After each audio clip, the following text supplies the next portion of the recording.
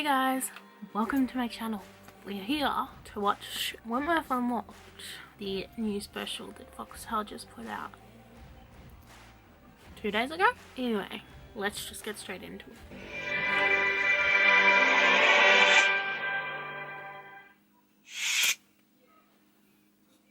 It's intoxicating, and the dynamics are different dynamic characters. You know, the freak, and you had B, and then you had Frankie, and then you had Lizzie, and then you had Doreen, and then now, you know, all the particularly women. It's wild how much of a difference purely them pinning her fringe up can have. And everything that they've brought from the guest cast to everyone's lifted. Welcome to Wentworth Unlocked. I'm Pamela Rabe, and I played the governor, then prisoner, Joan the Freak Ferguson. As we approach the final episodes of this remarkable Australian television drama, we're celebrating all that made Wentworth such a phenomenon. In addition to a taste of what to expect in the final season, we'll peer behind the bars to see how Wentworth is made and look back at some of the most iconic. Sorry, I feel like I'll never be able to watch that scene without pausing for a moment, because it still gets me every fucking time. Iconic moments in the show's history. We'll also witness the emotionally fueled final days on set. But before we do that, I don't want to view the emotionally fueled final days on set. I'm already having a mental breakdown about the fact that this is the last season and I'm going to have to react. let's back up a bit, because quite a lot has occurred in the lead up to Wentworth's grand finale. You'll recall season 7 came to a thunderous climax with an edge-of-your-seat siege, a heartbreaking farewell, and a shocking reveal. Season 8 indeed confirmed that Joan Ferguson was very much alive, but she would spend most of the season as Kath Maxwell, a personality she assumed following an attack and a head injury. It was yet another nail-biting season that saw the inmates and staff of Wentworth confronted with ever-escalating challenges, not least of which were a slew of new characters. The prison got a new general manager in the form of Anne Reynolds, determined to restore the reputation of Wentworth. I don't know, she is either going to be the reason a lot of people are going to end up dead, she's going to end up dead herself, or both. Because it's really creepy looking at my screen. She's just staring at me. I don't like her. Would turn a profit.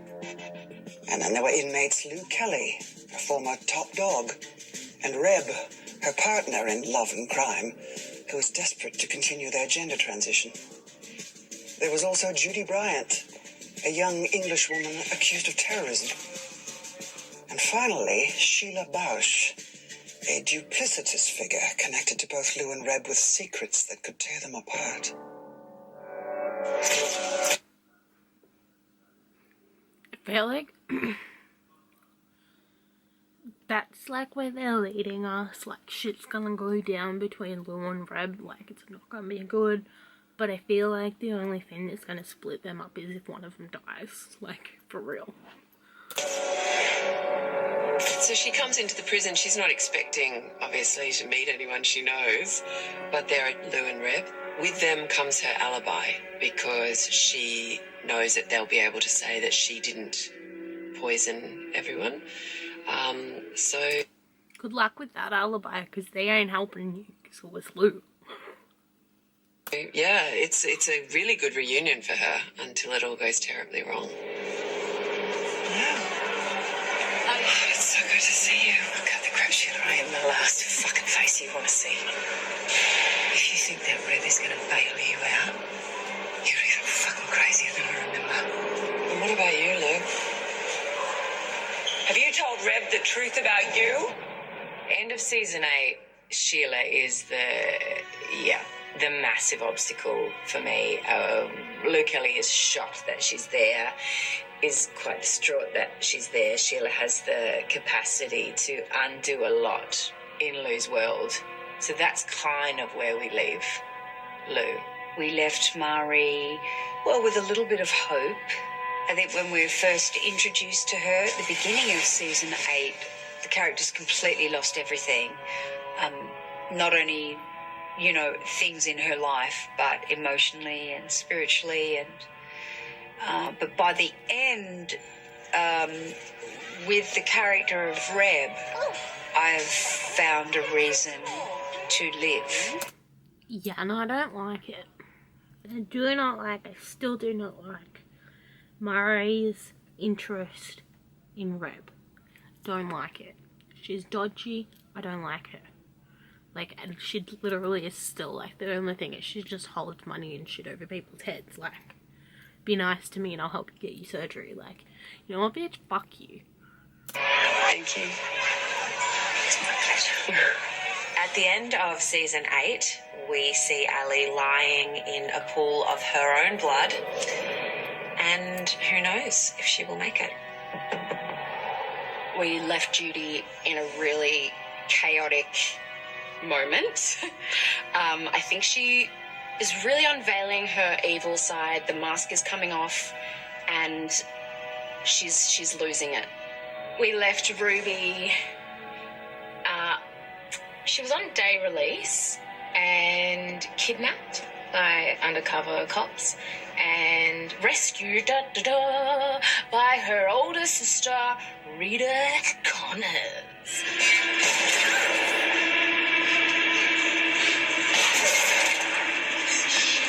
Ruby is so lucky to have a big sister like Rita.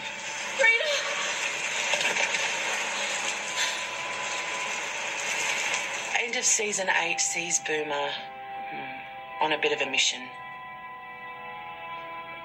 And I hope she finally gets to have a baby. Like, it's got to be one of the longest running storylines in this show.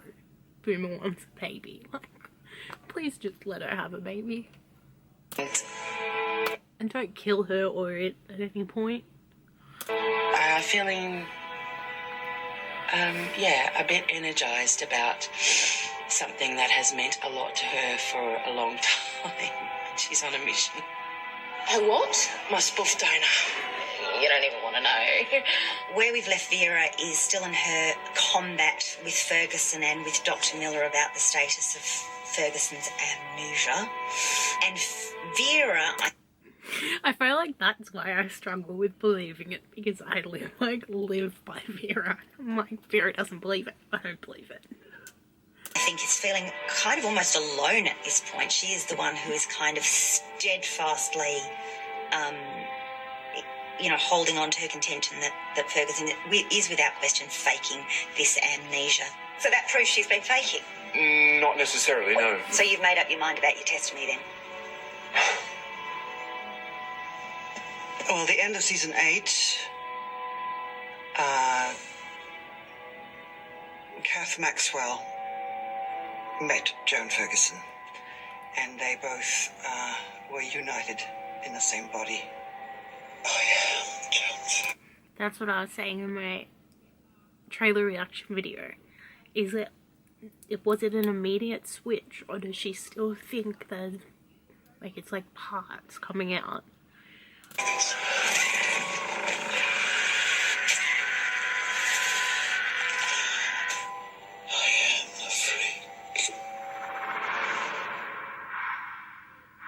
So here we are.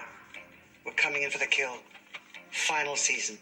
Each season we've stepped it up in terms of the drama, and we've raised the bar, and we're doing it again this season. I mean, if I said season 8 was next level, now I'm going to have to say, well, it's the level above next level.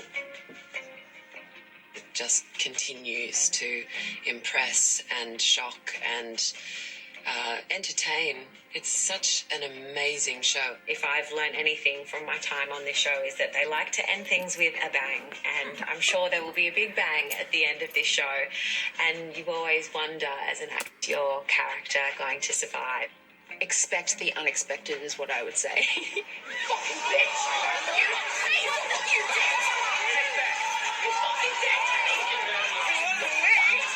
The freak is truly back. I mean, she was kind of... Yes! what I've been waiting for. Freak is truly back. She's truly back. We have true freak vibes happening. Thank God. Back, and then she wasn't, and then she forgot she was back. Now she's back.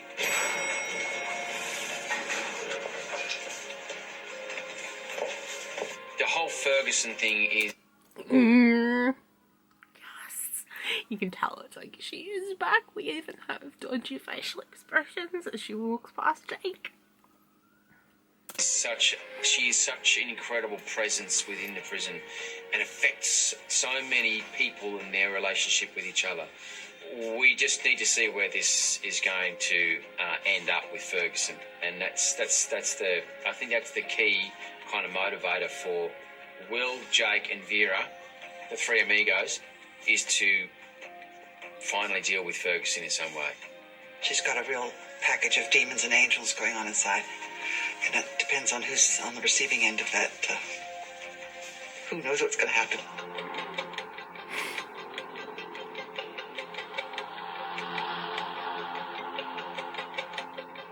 In this final season of Wentworth, you can expect to have a lot of threads drawn together and a lot of resolution for things and situations that you think could not possibly be resolved. We'll find out why people are the way they are and go deeper into those relationships. I love all these ideas, but there's only 10 episodes left. What the fuck?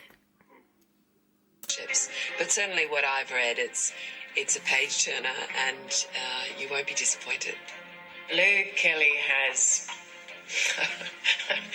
a hell of a ride in this final season. I thought last season I turned every page of last season. I was like, I'm doing what? And then I opened this season's first script and just, yeah, it smashes you in the chest. That's not new. That's not an old scene. That's new, right? Or is that from when they were in the cult? Because I'm like, does Lou have a mental breakdown and end up in hospital, or is this from cult days? So, that's really exciting. Now, don't you give away any spoilers. We have Rita come back into Wentworth, which is really exciting for Ruby. I mean, you know, she doesn't want her sister to be in prison, but it's nice to have her back. Rita! She doesn't want her sister to be in prison, but it's nice to have her back. Rita! Oh my God! Oh, it's so good to see you. Look at you. Back in prison, Rita Connor's trying to clear her name. They're gonna find out that Ruby didn't just go to a party with her friends. They're gonna find out that she was with Rita. But does she end up in the Teals? Rita and Teal. Now that would be new. Boomer and I can really see it. I'll be interested to know if the audience see it, but I can see how she's changed since the end of Series 7. She's more in control. No, I'm never going to forgive you. Than she's ever been. I'm taking such an... But I always feel like that could go at any moment. And there are certainly some forces at play within the prison that she has to negotiate.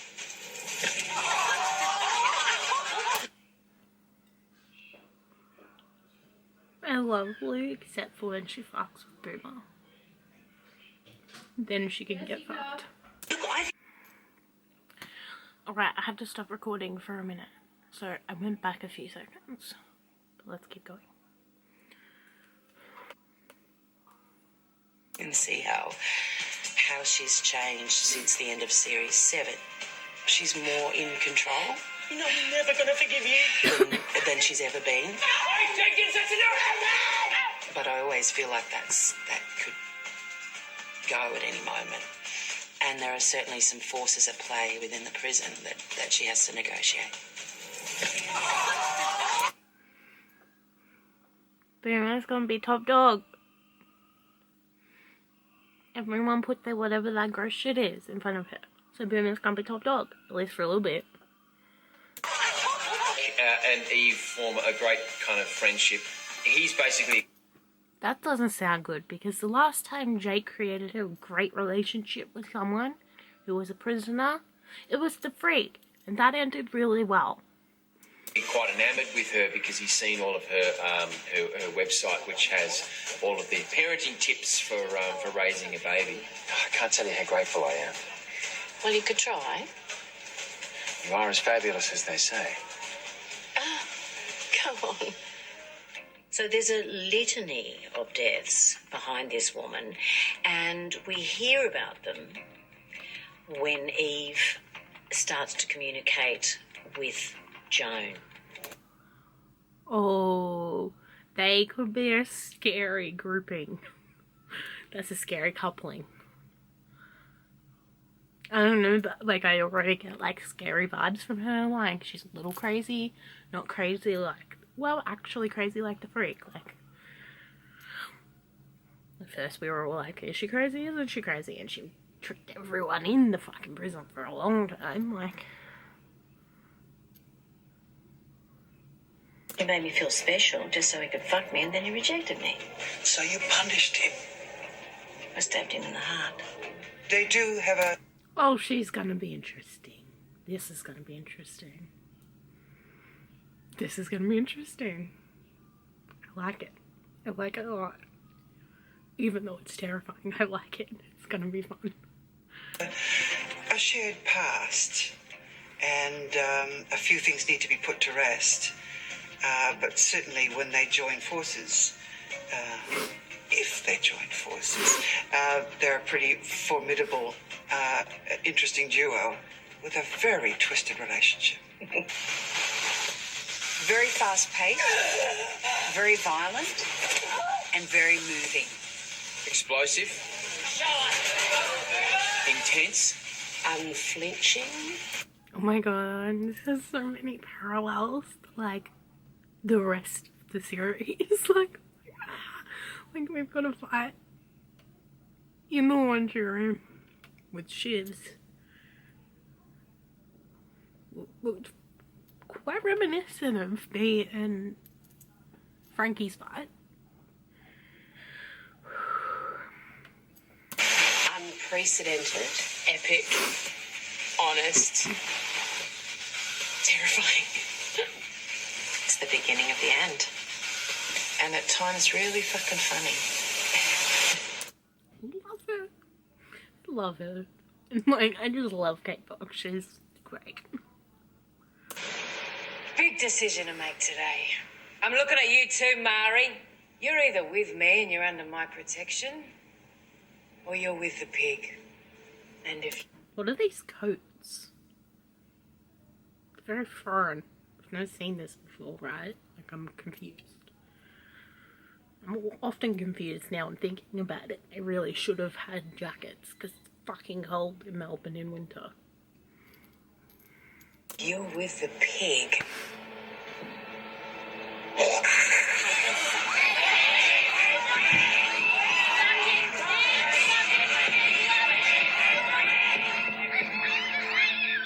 Take it from me, Wentworth, the final sentence runs the gamut of emotions.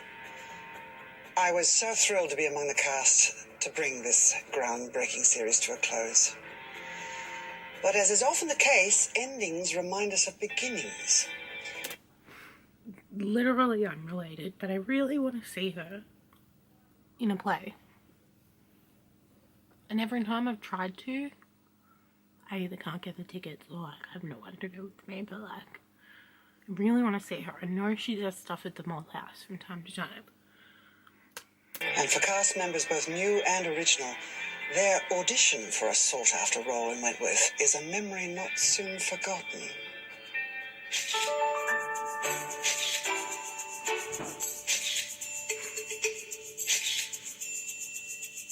My audition process? Oh, God. The audition process. My audition process was arduous, actually. In my case, I knew the director in the room that day, Kevin Carlin, and I'm trying to think who read with me that day. Look at baby Vera. She's so cute. Like, innocent and sweet. But it was a good audition. I remember it being a good audition. I was asked if I was interested in auditioning while I was directing a play for the Melbourne Theatre Company. I remembered being excited at the prospect of being able to do it, and then I got the phone call telling me I had the part, and that was the day that Julia Gillard was knocked off her pedestal as Prime Minister. That is such a random fact.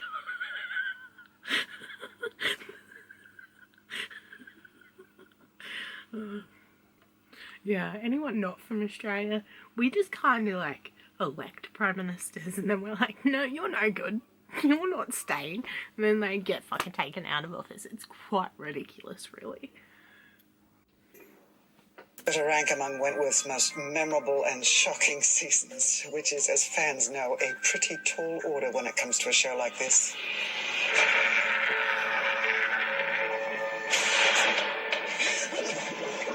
Wentworth's known for doing quite shocking, out there scenes, early deaths, unexpected things, which I think makes the show so fantastic. In the very first episode of Wentworth, very first, season 1, episode 1, the original cast weren't even given this scene. There is this glorious actress called Catherine McClements, who I've worked with many times, and she's very well known here in Australia, and she was on the poster, and she's the governor of the prison, and very end of the very first episode, we offed Catherine McClements. Just to make sure audiences knew that this show was not fucking around. Beside myself, but I thought, well, that is a litmus test for the rest of this show. If that's what they're going to do in the first episode, where do we go from here? I mean, I feel like every single scene on this show is shocking in some way. Like, it just gets more and more shocking. But, I mean, there's the classics, there's the bee death, which is, like, shook me to my core.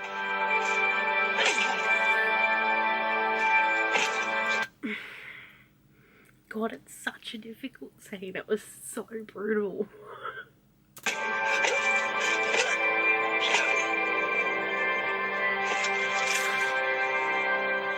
I mean, iconic, and 5 seasons later, people are still talking about it. People are still not over it, and people are still convinced that she's somehow still alive. She made it.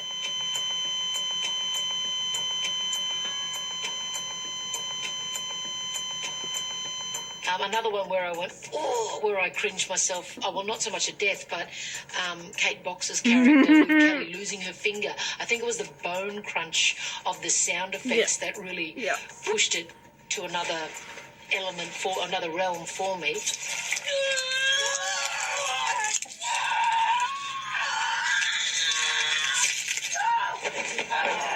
I think when Pamela Rabe cuts out the tongue of Juicy Lucy is like shocking. Yes.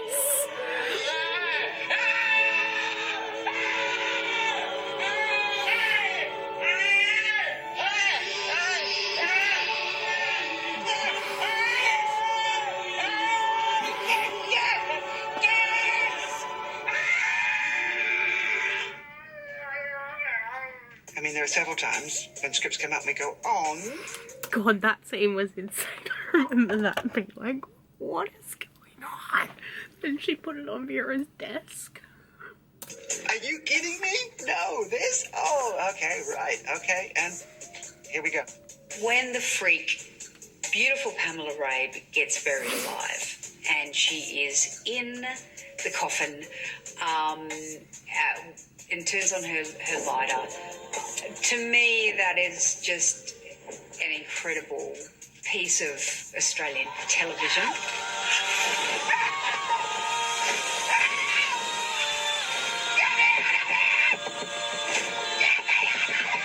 God, what did I read the other day? I think it was that Wentworth magazine that was saying that she literally told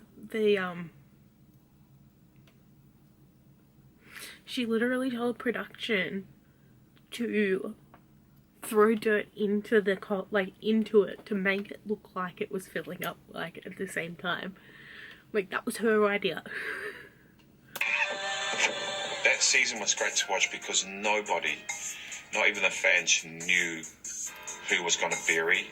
You know, at that end of season 5, I think it was end of season 5, no one knew. No one knew until the end when they showed who it was, and no one had any idea at all that was going to be Will. So that was a great twist. The death that does sort of stand out, and I even knew it was coming because I was acting in it. But I was watching the program, was Tammy who plays Kaz. And even though I knew it was coming, I still sort of went, I thought it was done really well where she was walking along the corridor and the voiceover saying that she's really happy and come at peace and things feel really loved in my life, and then boom, her throat is slit. I miss Tammy. I love Tammy McIntosh.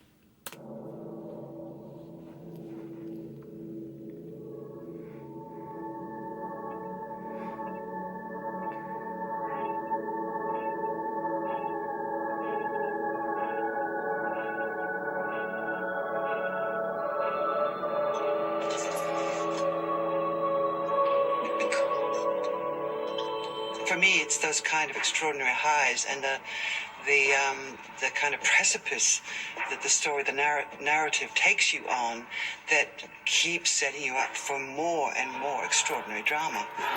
And it keeps you on the edge of your seat, because while you're screaming at your TV, you can't look away. I mean, the siege was just incredible. It was, I just think the way that unfolded, and the way both director and all the cast realised that incredible two-part siege storyline was fantastic.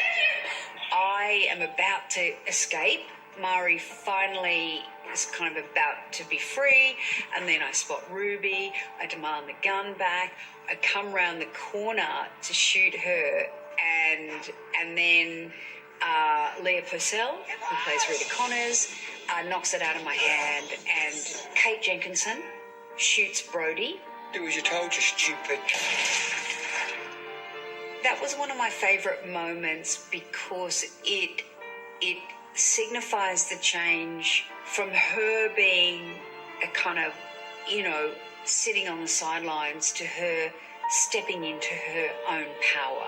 My favourite scene to watch is probably also the most heartbreaking scene of the entire series. I think it's the scene where at the end of the siege, Boomer Mercy kills Liz. I think that's probably the most devastating 3 minutes of television that I've ever watched in my entire life. I love you.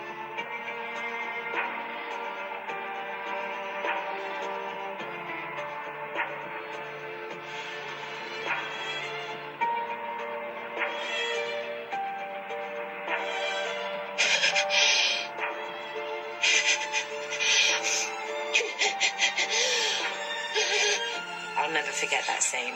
It always makes me cry even just thinking about it.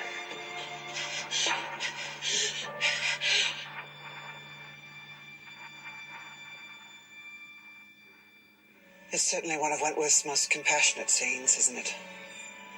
And an example of the willingness to explore themes few shows are brave enough to tackle. Since the very beginning, Wentworth has prided itself on telling diverse stories with diverse characters, creating a depth to the narrative that's rewarding not only for audiences, but for everyone involved in its making.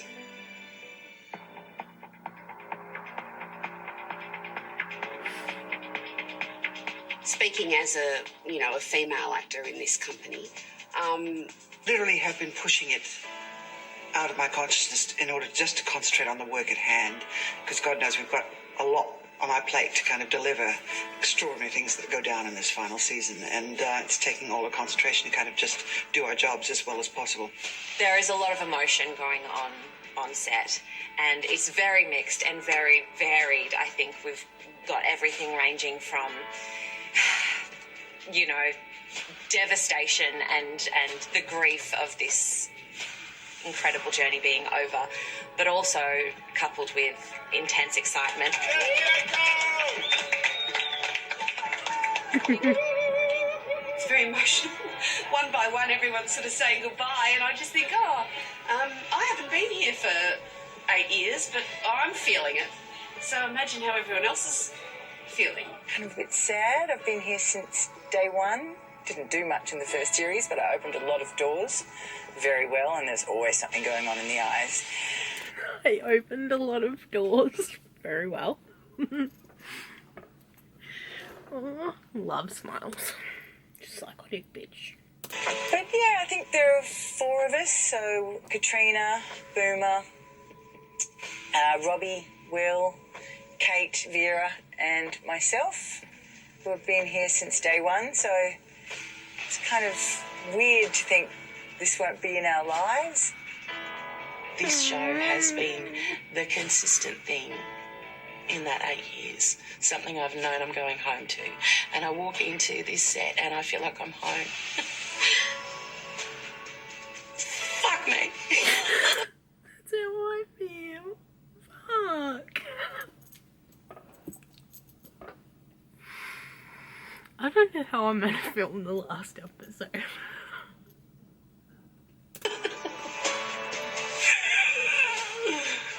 Shout and defend and fight for people you love and, you know, lay revenge on people you don't or people who've wronged you. It's really, it's big kid stuff, and I'm gonna miss that world, I think. Yeah, the world of big adventure. Wentworth's been that. You hear people gab on all the time about how TV life is like a family. Well, this place really is like a family. And I will miss coming to work on the days that I shoot and feeling part of this incredible creative process. Some of us have been here since day dot, which means by the time we've finished this season, we will have filmed 100 episodes. With the OGs, the original gangsters. The Wentworth 100 Club. So, cast members and some formidable crew members who have seen us through 8 seasons.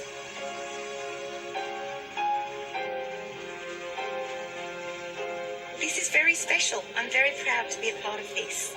100 episodes.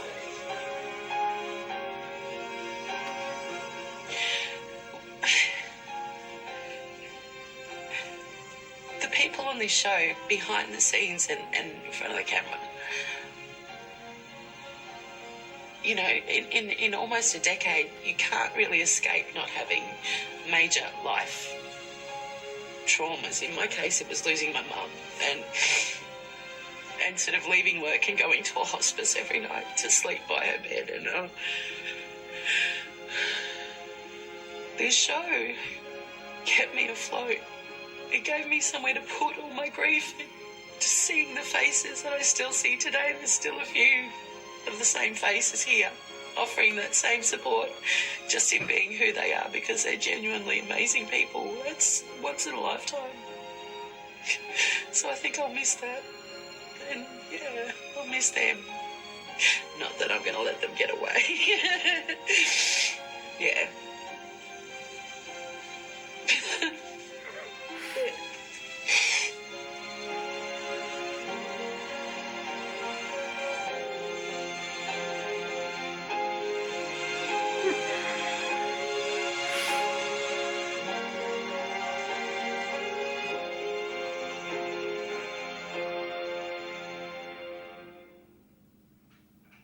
Thank you for sharing with me this unique look at the incredible effort it takes to bring Wentworth to the screen, and the chance to remember some of the moments that have left such an indelible mark on audiences around the world. It has been absolutely amazing to be part of. I can't wait for everyone to see Wentworth, The Final Sentence, from the 24th of August on Fox Showcase and on demand.